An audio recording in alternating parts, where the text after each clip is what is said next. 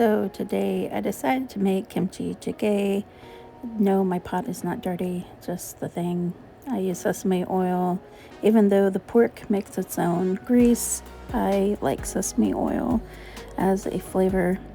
I probably use too much, but hey, whatever. I also decided to use country style pork ribs. You can use pork belly, you can use pretty much any meat. Sometimes I use beef, just really depends. But I chop it up because the goal is to have a bite of meat in every spoonful, is the joke.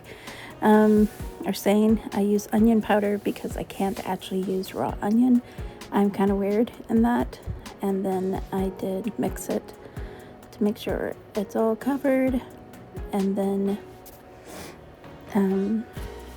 after I did that, I was like going, usually I make this like from scratch, like not completely from scratch because I don't have everything I need, but this time I was like using a kit, which you'll see later on, but I'm just doing what I would have done normally. I added gochujang flakes. I thought I had a container of it, so instead I used a bag, and then after I finished cooking I then found the container, but whatever. I'm going to use a lot of that later on when I make other stuff. And then I got to make sure that it's all, cooking evenly before I start adding more stuff. I then added the kimchi. As you can see, I also add the brine. I didn't make a lot or use a lot of kimchi because, again, I was just doctoring a kit that I was going to put in later, but whatever, it worked. So yeah, I used all the last of that kimchi. I do have a whole full jar of container of kimchi left, so yeah, I always try to make sure I have kimchi in the household, even though I don't eat as much kimchi as I usually do.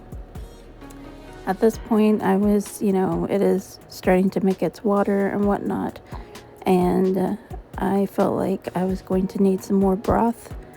So typically what I would do is I would use either beef broth or chicken broth, but since I was already going to be using a kit, I went with water. I also sometimes just use water, and then I'll look for fish oil. I actually was looking for fish oil for a very long time. I thought I bought some. Apparently I didn't. And this is a kit I was telling you guys about. I bought 2 of them. So I decided to put both of those in. Once this started to boil, I wanted to bring it to a boil and then add the kits into the soup. Again, there's me stirring.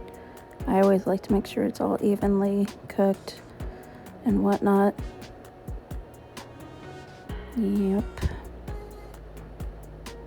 And then I sped it up because I was like, it took about 38 minutes. It's not hard to make kimchi jjigae, but since I didn't even do I was just doctoring it. It's not really how I would make kimchi jjigae. One day I'll make kimchi jjigae the way I make it, but for the most part, this is me cheating and mixing in the store-bought. Yep. There we go.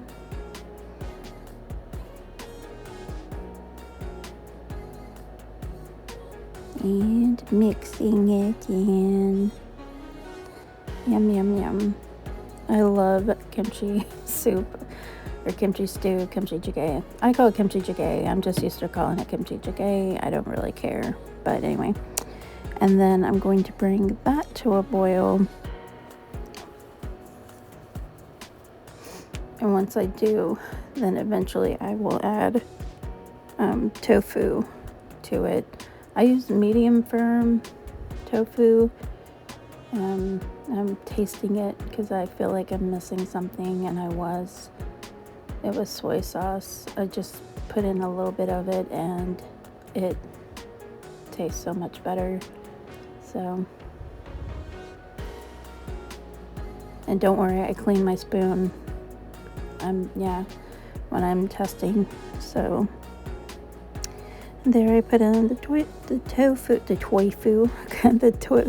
yeah, the tofu. I love tofu.